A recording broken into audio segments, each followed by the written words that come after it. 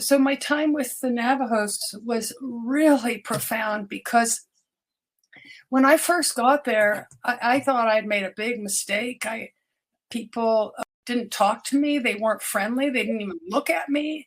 The students, I couldn't make contact with them, and everything looked just brown like a desert because I didn't have the eyes to see the actual incredible beauty of the place.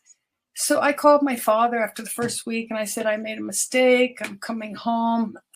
This is not what I thought it was going to be.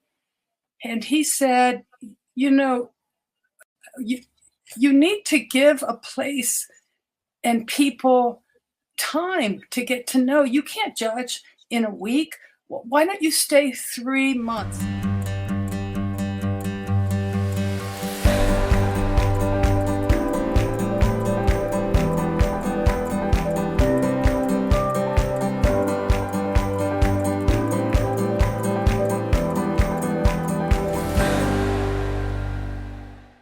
Erica Elliot is a physician, an author, and an adventurer.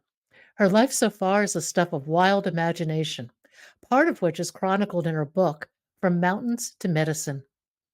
Her book is the unlikely autobiography of a woman who challenged the assumptions of her world and time, all in the pursuit of a meaningful life. It took Erica several decades to write about her life, and what a story! It will make you laugh and cry, you'll be curious and scared, and most of all, you will fall in love with this amazing woman. Come join us. Erica, welcome to Bump in the Road. If you would, tell us your story. Sure. My story is very, there's a lot to my story. There's a lot of parts to it. My childhood, trying to figure out what my purpose was. Even as a little girl, I knew that I had a purpose, and I never said that to anybody because I was afraid that I would be regarded as different. I'm going to stop you for 1 minute. I apologize profusely. My air conditioning's on, and you can hear the fan in the background. Let me just turn it off. I'm so sorry. Let me just turn it off, and we'll just continue. We'll just start again. But I don't want that noise on the podcast.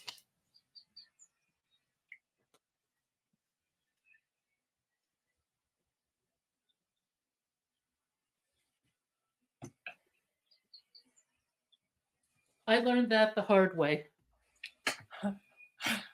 And I apologize because you're on a roll. Okay, let's start again. Here we go.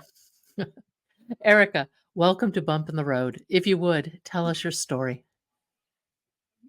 My story has lots of parts to it, and it's quite a journey to getting to where I am right now as a physician.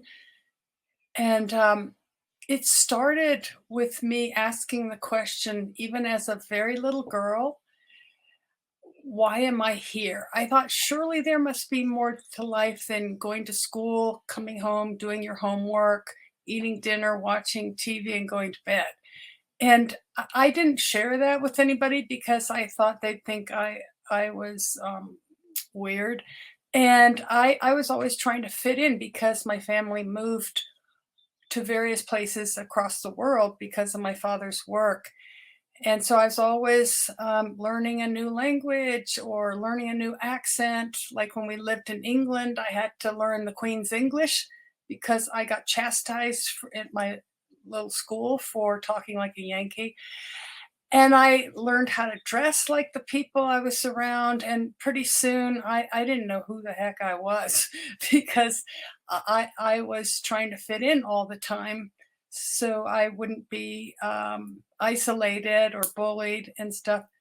So we can go into the different parts. I'll just sort of give you an outline. So in order to find who I really was, who my authentic self was, I had a breakdown, which sounds awful because in college, I tried to commit suicide because I was so incredibly lost and thought my life was meaningless and had no purpose. And that turned out to be such a godsend because the college forced me to see a psychiatrist. And in those days, nobody went to see a psychiatrist unless you were psychotic or had schizophrenia or something. And so it was terribly humiliating for me at first to um, have to bare my soul in front of the psychiatrist. But the psychiatrist was an extraordinary psychiatrist. He's a black man, the college psychiatrist, and the first black psychiatrist to graduate from the University of Zurich in Switzerland, where my mother graduated. My mother's Swiss.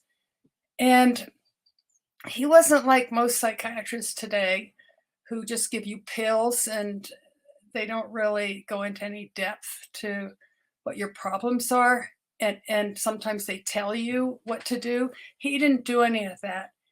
What he did was he held the space for me, this sort of sacred space, and he treated me in a way I had never been treated in my life up to that point. He treated me with enormous respect, and it's the first time I felt seen or heard in my whole life. And he didn't tell me what to do. He just listened. But sometimes he would say a few words to guide me when I got way off track. Like he'd say, "Now tell me again, why do you think you're stupid?" and so and so anyway, I did a deep dive into my life up to that point. It's like doing archaeology of my soul.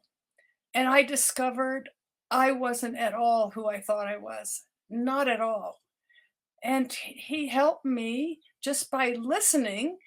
He helped me to heal my wounds so profound. I was able to go back home on vacation and reconcile with my mother, who'd been my persecutor and constantly critical, hitting, slapping. She raised me in a way she thought was right. It's quote for our own good. Because she was raised in a very cruel fashion by her stepmothers. So by that standard, she was pretty good. But it was really rough being criticized all the time and not, feeling not good enough no matter what you did. And so I had a profound reconciliation with her that changed my life. And I discovered something that giving love is just as fulfilling as getting love. I had ached for her love and approval all my life up to then, just ached for it, longed for it. And then once we forgave each other and reconciled, I just steeped her with love, unconditional love, and I felt healed. I felt all those wounds were healed. It was so profound. When I wrote about it, I was crying the whole time I wrote about it because I tend to, in my writing, I tend to relive experiences, and that's why you might have found it so compelling or vivid. It's because I'm back in those days when I write. I'm sitting at the kitchen table looking at my mother in the eyes and tearing up as I'm the first one in the family to utter the words "I love you." We didn't talk like that. That was considered a mushy brain, or you're something's wrong with you or something. So I was the first one to break that. And I felt like I was going to be struck by lightning because it was so out of character for anybody to say that in my family. And when I said it, I just cried. And my mother cried and cried and cried. And it broke down her armoring and reached her heart. And so anyway, if I hadn't had the breakdown, if I hadn't been forced to see the psychiatrist, I'd probably to this day be like some of my siblings who be doing outstanding work, but not never really finding their true passion in life, their true calling. Um, I don't know if that's true, but anyway, it saved me. And it allowed me to really start on my path in life. I felt like that's when my real life began because that was the real me. And then my life just took off. And it was a 10-year search for purpose. The second memoir. And the first memoir, um, Medicine and Miracles in the High Desert, is about my first real job, which was teaching school on the Navajo reservation. And that was a profound experience. And I thought, wow, maybe teaching is what I'm supposed to be doing. Because each place I went to on the 10-year journey, I thought, well, this is what I'm supposed to be doing. No, I was supposed to be doing all those things, teaching and um, using medical my medical knowledge and so forth. So and my the wisdom that I had accumulated from my unusual life. So my time with the Navajos was really profound because when I first got there, I thought I'd made a big mistake. Uh, People didn't talk to me. They weren't friendly. They didn't even look at me. The students, I couldn't make contact with them, and everything looked just brown like a desert because I didn't have the eyes to see the actual incredible beauty of the place. So I called my father after the first week and I said, I made a mistake. I'm coming home. This is not what I thought it was going to be. And he said, you know, you, you need to give a place and people time to get to know. You can't judge in a week. Why don't you stay 3 months? And then if you're unhappy, then you go back and look for a job around here. I said, okay. And then the very next day, my teacher aide, Donna Scott, who comes from a very famous Navajo family, her father was Carl Gorman, a famous code talker in World War II. And the Navajo language was the code, and it wasn't even a code. It was their language because it was so difficult. Nobody could figure it out. And And obscure. Nobody knew Navajo. nobody knew. Yeah, and it's yeah, it's impossible language. But anyway, so then and his brother was famous, who's dead now. R.C. Gorman was a very famous painter of Native Americans in the Southwest. And so she had traveled around in army bases, so she was very fluent in English and culture, American culture, and she was totally immersed in her own culture and language. So she, like most Navajos, was very shy. She didn't say anything, but that next day, after talking to my father, it gives me goosebumps thinking about it. She said to me, I see how hard you're trying, and you're different from the other white teachers. The other teachers, they don't like the students, they think they're stupid. And so the students don't really try very hard. And I can see how hard you're trying. And white people don't understand Navajo culture. And so I just want to explain why the kids don't look at you. They don't look at you because they're showing respect. Wow, really? Well, why don't they talk to me? They don't talk to you because many of them, even though they're in the fourth grade, don't know English. I said, how's that possible being in the fourth grade and you don't? She said, because these are boarding school kids. They come from remote areas, and sometimes the parents come get them and take them back to their hogan to help out with a new baby or herd sheep or something. And also they're not motivated because they know the teachers don't like them. I said, wow, well, what should I do? I mean, what can I do? And she said, well, I'll keep teaching you about Navajo culture. And why don't we start by you learning just 2 sentences in Navajo? I said, "Okay, okay." I'm linguistically oriented. I'm multilingual, and so far I had to survive.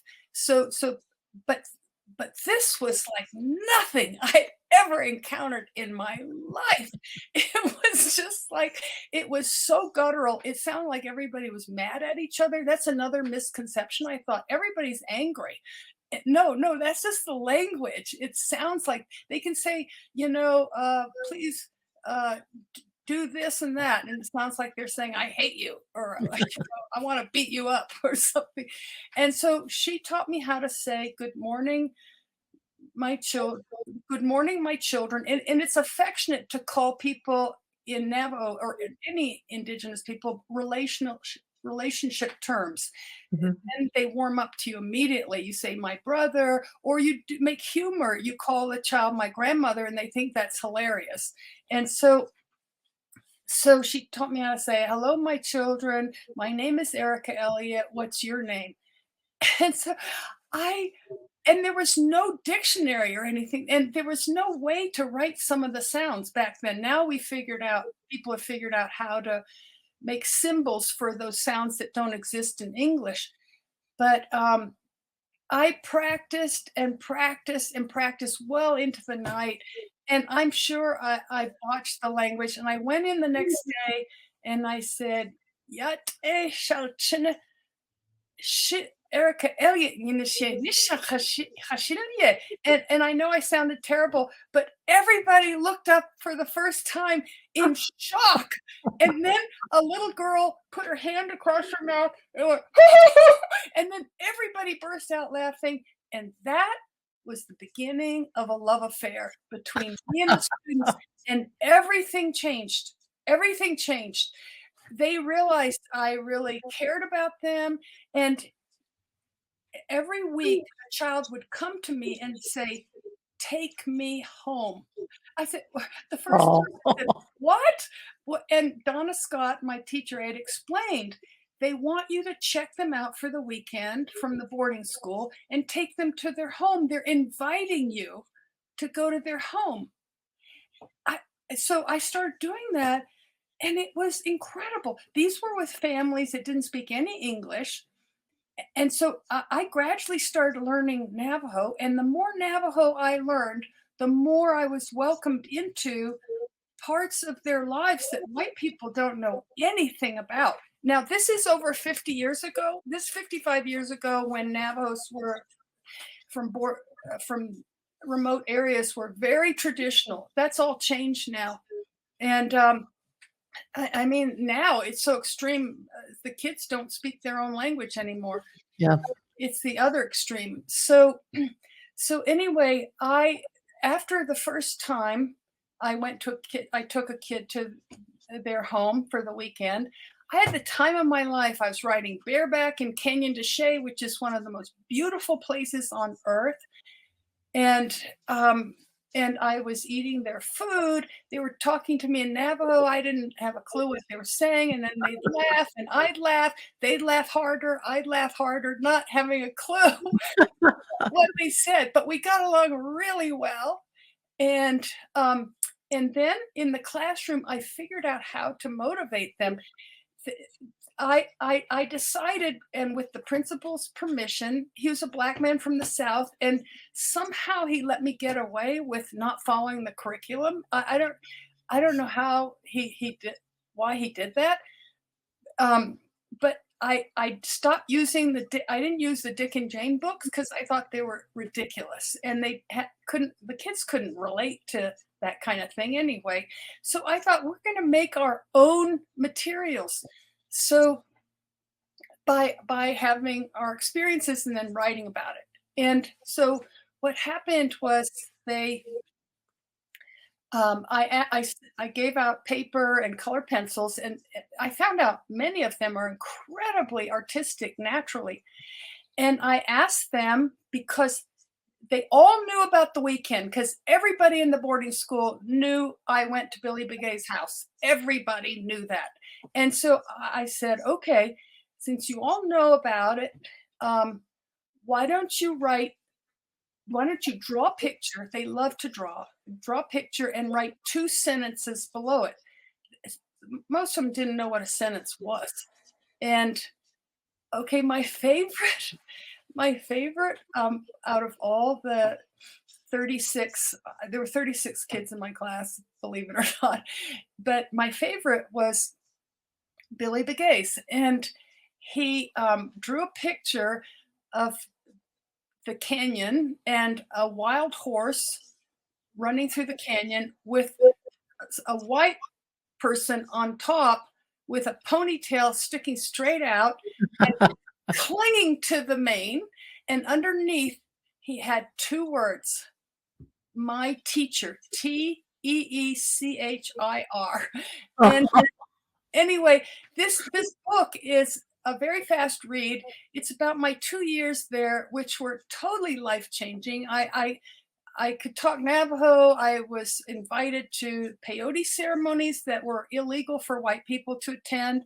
I saw miracles happen, miracles that happened to me too, and I had no way to explain them. And I put in my diary all these experiences, but why did it take me 50 years to publish the book? Is because initially I thought these experiences are so far out of ordinary white people's life. How are they ever going to believe what I saw? And so, but I documented everything very carefully so that I wouldn't forget and then think that I made the whole thing up. And so it really bothered me ever since I was a kid when I wasn't believed, like, no, I didn't eat those cookies in the jar. It really bugged me not to be believed. I don't know, it just, I couldn't stand it.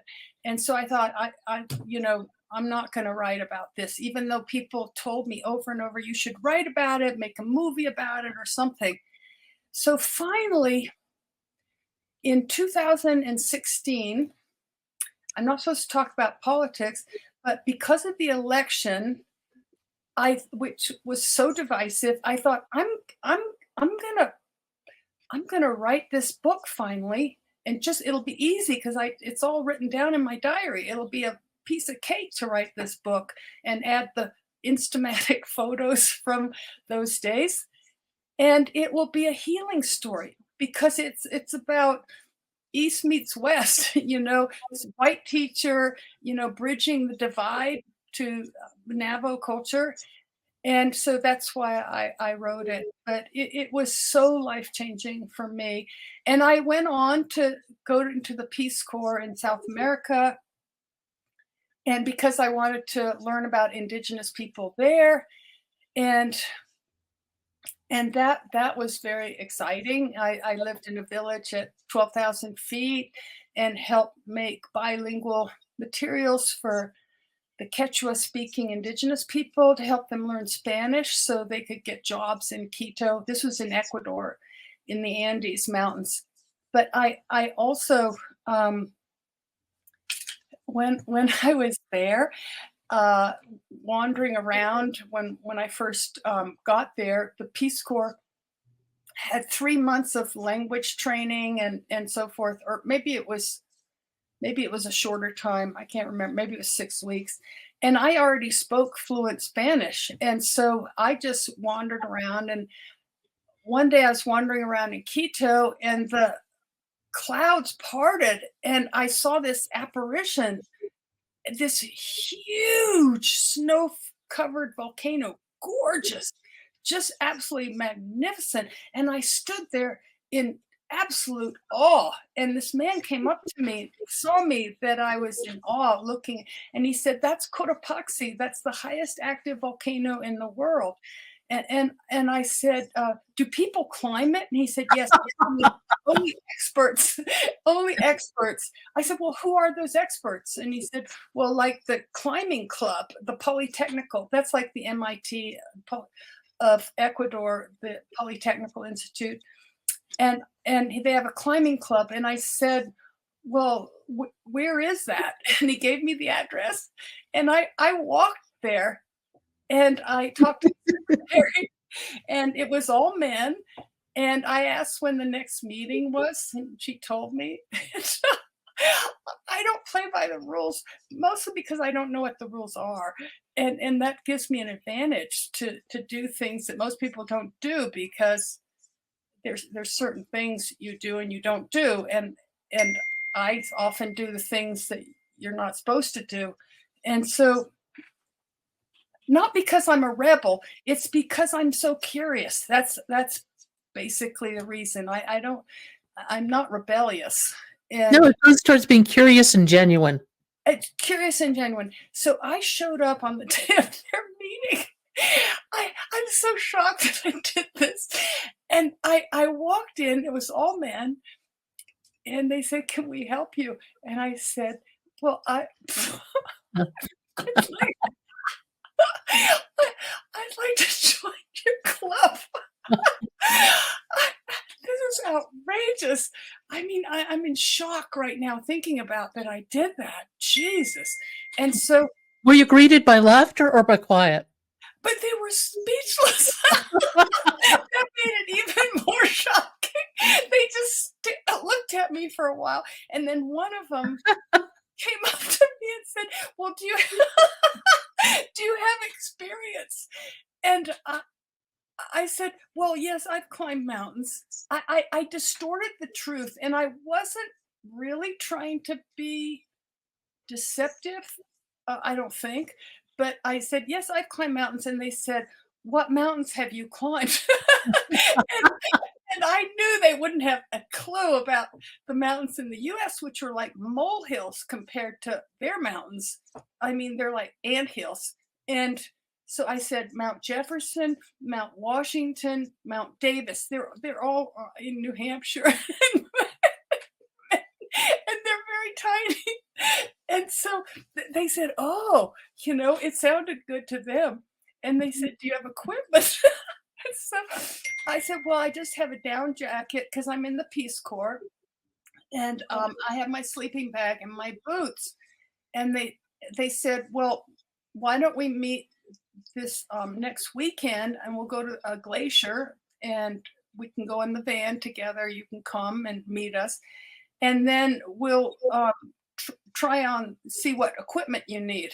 So we got to the glacier, and it became immediately obvious that I was You didn't have a clue. fraud because I didn't know how to put on crampons. I didn't know how to tie a rope, and so they said, "Well, wait a minute, we're going to go talk about this." So they went off and had a little huddle, and I immediately my mind said, "You really fucked up. They're going to abandon you. They're going to leave you there, and a jaguar from the jungle's going to walk over and eat you up, and your my parents will never find out what happened to me. How could I be so stupid?" And then one guy, his real name is Ugo, but I changed the name for his anonymity. He came over smiling, and he stuck out his hand, and he shook my hand. He said, "I'm going to teach you this is all in Spanish, everything there is to know about climbing." And that's Wow. what he did. And I became actually a renowned climber in the end. I'm the first American woman to climb Aconcagua, the highest mountain in the Western Hemisphere. I mean, it was first climbed by a French woman, but I'm the seventh woman and the first American. It's 23,000 feet. And I have a peak named after me. It's part of a larger mountain called Sincholahua because it had never been climbed before. I mean, I got to the level of the men, and I was like their mascot. They wanted me to know everything that they knew. And and it was incredible because it was all like everything I did were life lessons. They're all metaphors for me. Like for the men, the summit meant something different than it did to me. I think maybe What did it mean to you? it meant to me that I need to understand that I'm capable of more than I realize. I need to understand that, and I need to, and I overcame fear, and um, and I over I use my mind. There's a story how I got to the top just using my mental, imaging and so forth. I My mind helped me get to the top, whereas my body wanted to just lie down and freeze to death. I had no energy left.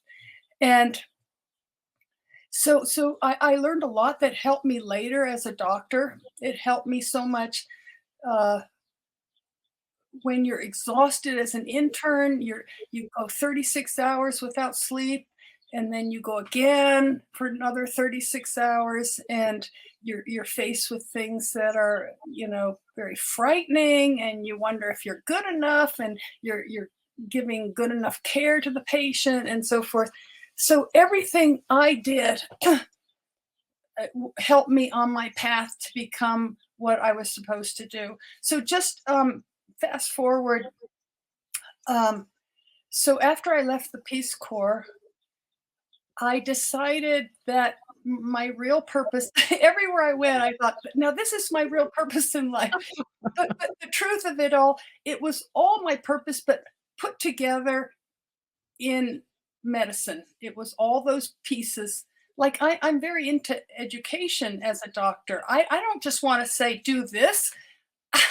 I'm not like that. I want to empower my patients and tell them why I'm suggesting they do this. I want them to know about their bodies and stuff like. So everything I did in those 10 years helped me be a better doctor. And so when I got back, I thought, oh, doing things in the wilderness is what I'm supposed to be doing because it's so transformative. And I was an Outward Bound instructor when I got back for 3 summers, and that was so deeply transformative. I thought, wow, I think I'm cut out for this. This is so fantastic to see these people transform in a mere 23 days. And even their parents write me letters saying, "What did you do to my son? He's so helpful now, and he does the dishes, and he says thank you." And so it's and What do you think the magic is of Outward Bound? I think it's the group thing, and I mean, if you read that chapter, Outward Bound, I think like one of the gang members who was on my course, which I thought, oh my God, how this is going to be really rough. He got the judge he did some very bad things. And the judge said he had a choice of going to jail or detention or taking my Outward Bound course. And so he chose the Outward Bound course. And after the first day, he said I should have chosen jail. But it ended up with him. I'm just giving one example. With him, I paired him. I had this stroke of genius. I don't know how I did that, but I made him share a tent with a retired MIT professor in his 60s who had never carried a pack, never been in the wilderness, had not much strength in his body, but he wanted to do this as a transition into the next phase of his life. It was symbolic for him. And what an unlikely couple, a gang member and an MIT professor. Well, it turned out it was brilliant because the the gang member Jackson experienced what it's like to be needed and to help. So he helped Jerome carry his pack, helped him cross the river because he didn't have good balance. And he felt better and better. And pretty soon he was helping everybody. And everybody regarded him as a hero because of what he did. He was highly thought of, and he loved the feeling that you get when you help somebody. And at the end of the course, he had this big vision that he was going to go to college and he was going to train as an Outward Bound. He was going to have his own Outward Bound school and get gang members to take his course and change their lives. I mean, God, how could I? So I thought, wow, this is what I'm meant to do in life. This is so rewarding. And And then what happened is, so I thought I'm going to get my master's degree in this, and so I can set up my own school and everything. So while I was getting my master's degree, it was not very demanding, the master's program at Boulder in Colorado, and so I had some extra time. So I decided that I would take all the courses that I tested out of at Antioch College. Antioch College was so quote progressive, and if back then in the 60s. And so you took tests, and if you scored high enough, you didn't have to take those tests, which was too bad because so later I decided I want to take those courses now. They'll be much more updated, there'll be more information. So I signed up for advanced placement biology and chemistry. And I discovered in my class, they were all pre-med students, and I was the only non-pre-med student. And I had a misconception these whole 10 years that you had to be a genius to be a doctor. Now, I come from 3 generations of Swiss doctors. So why didn't I get it, that it's in my DNA? Okay, why I didn't get it is because after college, I went to see my uncle, Uncle Ernst, who was a highly regarded physician who did alternative medicine. In those days, nobody did alternative medicine. And he had been a mainstream doctor, just like me, and got disillusioned because patients didn't really get well. Just like you did. Yeah, so I mean, our lives were parallel. So I went to visit him because I wanted to get to know him, because my father said he was a quack and my mother said he was a genius. So I was going to be like an investigative reporter, and I was going to go and decide what he was. Well, at first I thought, he is so weird. He's weird because he had a terrible childhood with these stepmothers who really should have gone to jail, were so cruel. And so he's very awkward around people, but you could see he had a very big heart. But I thought he is a total quack because he told me I was going to fast when I arrived in Switzerland. I asked him to say that in various languages to make sure I understood that I wasn't going to eat for a fortnight. I said, well, could you say that in French? Could you say that in German? Yes, and it's all the same thing. I was not going to eat for 15 days, and then another 15 days was slowly to get back onto food. I thought, well, why do I have to fast? I'm not here for that. I'm here to, learn about what you do. And he said, well, you can still learn about what I do, but you need to fast. Why do I need to fast? And he said, because you're toxic. Toxic? I mean, there's like oil spills or something in Alaska. Toxic? Why do you think I'm toxic? And he said, because you're American. What? He said, well, Americans eat bad food, and they have lots of chemicals that they breathe and use on their body and stuff like that. And I thought, this guy is a lunatic. I've got to escape from here. I got to get out of here. Oh my God. And, and so, and so, so I was going to escape. And, but then I decided that I was going to interview some of his patients. I still wanted that role, even though, now I was a patient. And so, And you're starving. starving. And I thought I was going to die, actually. I thought, you can't go without food for 15 days, you'll die. I mean, I had all the wrong conception. And so I interviewed his patients, and they came from all over Europe and from Russia, and some were very famous people, and some were street sweepers. And Uncle Ernst spoke, I don't know, 8, 10 languages. He loved to speak the language of his patients. So he had the very poor street sweepers from Turkey, immigrant workers. And then he had very famous people, even Queen Elizabeth, who she wasn't there then, but had been his patient when she was traveling in Switzerland because the royal court doctor was a colleague of Uncle Ernst. And so anyway, and he was very humble, extremely humble, but his patients raved about him. They said he attracts people who are hopeless cases, who are given a death sentence, they have terminal cancer, or they have diseases that can't be treated, like schizophrenia, for example, or Crohn's disease, or Mhm. whatever. And he says they said he heals them. Your uncle is a genius. They kept saying that over and over. And so but by the end of my stay, I revered him. And one of his patients said, "Are you going to become a doctor and work with your uncle?"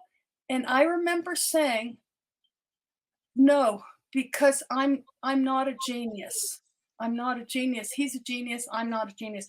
So for those 10 years, that 10-year journey, I I dismissed being a doctor, even though it's so obvious. I mean, I love to help people, make them feel it was so obvious, but I had lived under this misconception that you had to be a genius to be a doctor.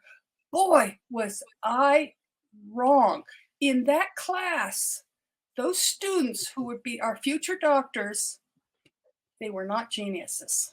Let me tell you, they were really good at memorizing, rote memorization. They were good at standardized testing. And I thought, oh my God, I'm good at memorizing too. Oh my God. And then I thought, oh my God, I've gone full circle. And this is what I'm supposed to be doing. And But so, what but you and weren't there yet. I wasn't there yet. No, no, because I was discouraged by the um, counselor saying I was too old. Too old. I was in my late 20s and I was a woman. Back then, it was harder for women to get in. It was a different time back then. And I had no science background. And and uh, and I had no funds. I was coming from the Peace Corps. I had no savings, and so they said to forget it. And I said, no, this is my destiny. I finally found my destiny, and I'm going to apply to Stanford and Dartmouth and the University of Colorado. And you know, they probably thought good luck. And I actually got an interview with Stanford, which is a very funny chapter because again, I didn't know the rules. I broke all the rules and, and somehow it worked. But anyway, so But you got a free ride at Colorado, right? yeah, because they said we'll get you in right away, even though you haven't finished this and that and done this and that. We want you. And so you don't worry, you're not going to be too old by the time you go. We want you.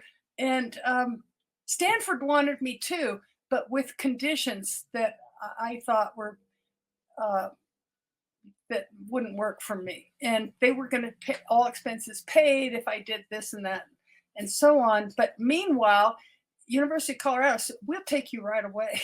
And so I thought, what's that expression? Bird in the hand, better Yeah. than in the bush. Yeah. So I thought I better take it, while I can. And so that's what happened. But just briefly, I found out that mainstream medicine was not really my path. It's not what I spent those 10 years. By the way, I'm so glad it took me 10 years because think of all the medical students who go straight from college, medical school to doctors. They don't know anything about life, and they're Yeah. having patients who have huge life issues like death and so forth, and breakdowns and so forth. I am so thankful that for the mistakes I made, that thinking I couldn't be a doctor, because those 10 years were incredibly valuable, incredibly valuable. And so every mistake I've made in Although life, I wouldn't call them mistakes, call it a side trip. side trip, yeah, side trip. So anyway, in my third book, which I'm halfway through writing, um, I had a disaster, horrible disaster, which actually turned into a godsend because it put me on my real path in life. The disaster was I was working with corporate medicine, and it was extremely unrewarding. You had to see patients in like 15 minutes or 20 minutes. That's awful. And you treat everything with pills and lots of tests. And I felt like a complete fraud. I felt this isn't what I looked for my whole life to do this. This is like being a factory worker on a conveyor belt. This is horrible.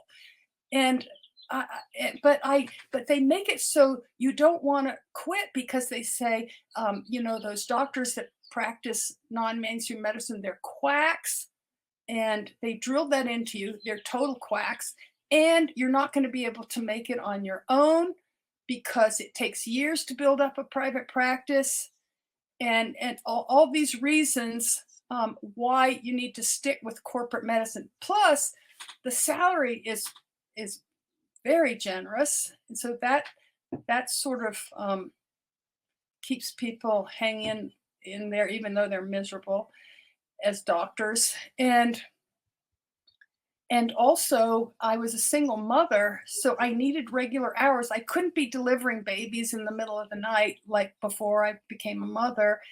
I had to have regular hours. I had to leave at 5 to go pick up my son at daycare and stuff. And so I just thought, I'm stuck here. And I was thinking, geez. And then after 10 years of mainstream medicine, I got struck down. I was in a building that it was brand new, totally toxic. They used nasty pesticides once a month. And in my diary, every month I said, I think I have the flu, but no fever. Yeah, it was the pesticides. And the pesticides they use are now banned for indoor use because they're known to cause brain damage. And I was situated in the building where I was affected more by these chemicals. Like I was near the procedure room where they didn't follow OSHA regulations and ventilate all those disinfecting agents. And all the plants in my office died within a week or two from Oh, from all the fumes and stuff. It was disgusting. Everybody was affected, but I was affected by far more than everybody else. And it was probably because when I studied environmental medicine to heal myself, I did my own genetics, and I saw that I had some mutations in the detox pathway, which would explain why I was hit so hard. I have a hard time clearing petroleum-based chemicals, more difficult than most people, so they impact me more. So anyway, I got so sick, and I was hanging in there because I didn't know what was wrong with me. And everybody thought I was having a psychological breakdown. I mean, because they didn't understand why I had all these weird symptoms like confusion and memory loss, rashes all over my body. And I would bump into things and fall down. My balance was off.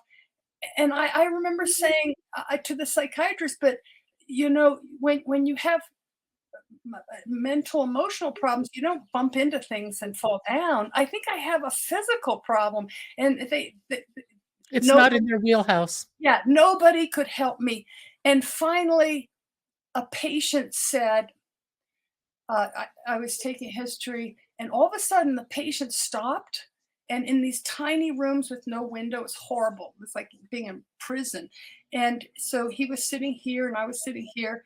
And suddenly he stopped talking, and he came over and put his arm around me and said, Dr. Elliot, are you all right?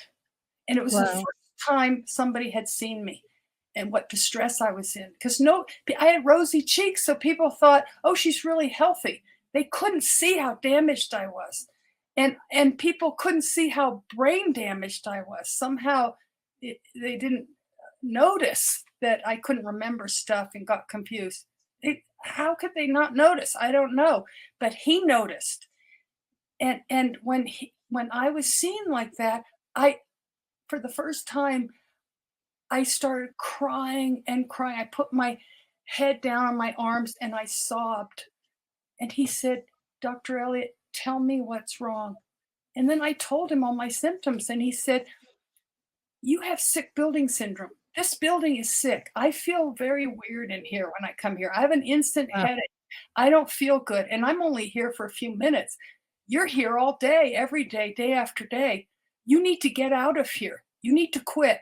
And as I was sobbing, I said, "I can't. I have to support my son. I can't leave. What am I going to do? Then I'll be homeless. I'll lose my house and everything." And he said, If you don't, you're never going to be able to do anything. You're going to be so sick, like those people who, have to live in a bubble." He said, "You have chemical sensitivity." I said, "What's that?" And then he said, I'm gonna bring you a book next time." I said, "I can't read, I can't remember anything." He said, "Well, just put it by your bed and know that there's a doctor who understands exactly what you have." It's called Tired or Toxic by Sherry Rogers, MD, who's one of the first environmental physicians in America. And so he came back and he said, "You're still here. You've got to leave." I said, "I can't." And he said, "You know what I'm going to do? This sounds like I'm doing a bad thing, but I'm not. I'm going to report you. If you don't leave to save yourself, I'm going to report you." I said, "How could you do something so cruel?" And then I realized the next patient, I was so confused.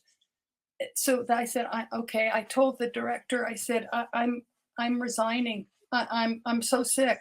And he said, "Well, why don't you just take a leave of absence?" I said, "No, I've been damaged by this building, by the chemicals." And he said, "Well, you do you know that you are the only doctor in the whole, um, I can't say the name because I don't want to get sued, but Yeah. it's corporate. It have several clinics in Albuquerque and Santa Fe. You're the only doctor who doesn't have a single complaint filed against them." I said, "That's really sad because I'm not all there." And he said, "You're overdoing it. You know what? How about we transfer you to another building?" I said, "I'm going to have the same problems. I'm sorry. I have to quit." And then I thought my life was over, and I cried on the couch and for a few days. And I thought, how am I going to pay the mortgage? How am I going to keep the house? I'm going to be a bag lady. My mind went on and on. And then on the third day, there was a knock on my door, and I answered the door. I wiped away my tears, put water on my face, answered the door, and I was confused because there was a person there who'd been a former patient at this corporate medicine place. And so she said, um, "Can I come in?" I said, I, "What? Can, but I mean, what do you want to come? How did you find my house?" And she said, "Well, I asked around and I found it in the co-housing community and everything." And I said, "But why do you want to come into my house?" I was so confused. And she said, "I want an appointment with you." I said, "I'm brain damaged." She said, "Oh, I know. Everybody knows because the nurse told all your patients." Well, I mean, you want an appointment? This is my home. I know, but could I come into your living room and you do an appointment with me? So she came in. I was so confused. She was sitting in one couch over here, and I was sitting at this couch. And she started talking, and I couldn't track it, but I was looking into her eyes and saying, "Uh huh, mm-hmm." And then all of a sudden, she said, "Is my time up?" I said, "I don't know." She said, "Well, I've talked an hour. How much do I owe you?" I, I said, I didn't do anything." And she said, "Dr. Elliot, you don't understand. You're the first doctor that's ever listened to me Yeah. talk." I said, "Oh." She said, "I'm paying you. Here's $100 bill." This was 1993. And so then she said, "I'm going to tell my friends about you." And pretty soon these people started coming. And I really didn't have anything to offer, but they all said thank you and for listening. And so when I got stable enough, I started studying environmental medicine to get myself well. And then I could give them what I learned, and pretty soon I became like the expert, and people came from all over the country. These are people who've been misdiagnosed, mistreated, and I never advertised once, not once. And I converted part of my home to a little clinic, and and and pretty soon I had more patients than I could ever handle. And then I realized, oh my God, I'm on my path at last. I've been on my path for 31 years, and I want to keep practicing forever. In fact, I want to leave you with a funny story. And I know we've gone over time, but I'll just be No, really. we're fine. We're fine. Oh, okay. This funny story. Okay, I have all sorts of patients now, not just people with environmental illness. I'm known as the medical detective. I'm not taking new patients anymore, so because I just couldn't handle so many, and so they're my same patients, but so they have all sorts of mysterious conditions, and that's my going to be my fourth book, The Medical Detective: Simple Solutions for Solving Medical Mysteries, and I'm going to show the reader how easy it is to solve these problems that 15 or doctors, very expensive, all over the country, can't figure out. And I use simple tools and figure it out. And one guy came from San Francisco, and he was a wealthy businessman. He'd been to many doctors for his condition, and they gave him different pills and stuff, and either they made him worse or didn't do anything. So finally, through word of mouth, he heard that there's this person in Santa Fe who loves to figure out problems. This is when I was still taking new patients. And he came, and in 10 minutes, I figured out his problem. And how I did it, it's not from being psychic or anything like that. I do like a real detective. I do a timeline. I say, when were you feeling well? And he says, okay. And then when did you stop feeling well? This is truly what I said to him. When did you stop feeling well? And he said, oh, January of 2020 or something like that. I said, okay, everything happens for a reason. And that's what I'm all about, finding the underlying reason. Even if we can't figure it out, we got to try. And I said, what was different? And they all say the same thing, nothing. I said, okay, did you travel someplace then? Nope. Did you change your diet? Nope. Did you have relationship problems? Nope. Did you have financial problems? Nope. Um, did you move? Yeah, I moved to a house in San Francisco. I said, okay, when did you move? He said, well, January of such and such. And I said, so is that around the time you started gradually getting worse and worse? And he said, yes. And I said, has there been any water damage in your townhouse? He said, how would I know that? I said, because there'd be stains on the wall or near the ceiling or around the windows or under the sink in the bathroom. He said, oh, yeah, it's full of those. I said, you have mold poisoning. So you need to get out of there, and then we need the long journey to get your health back. Well, fast forward, after a year, he said he felt better than he ever had in his whole life, completely changed his lifestyle. He asked me to be a consultant of his new startup company because now he was all health oriented. He wanted his business to be totally about health, and he wanted me to be a consultant for making these things, these shots called by a company called Vive, Vive. And anyway, but the funny story I was going to tell you is about a patient who had PTSD. She was nervous all the time. She kind of stuttered when she talked. And 5 years ago, this is what she said. And she was formal. Most patients call me Dr. E or Erica because I'm not pretentious. And so I don't care what they call me. But she was very formal. She said, Dr. Elliot, I need to ask you a question. And I said, sure, go ahead. Um, are you going to retire sometime soon? And I said, nope, nope, I'm going to keep doing this until I drop dead seeing patients someday. And she turned white and looked like she was going to faint. And she said in a weak voice, Dr. Elliot, please don't do that during an appointment with me. I would never recover.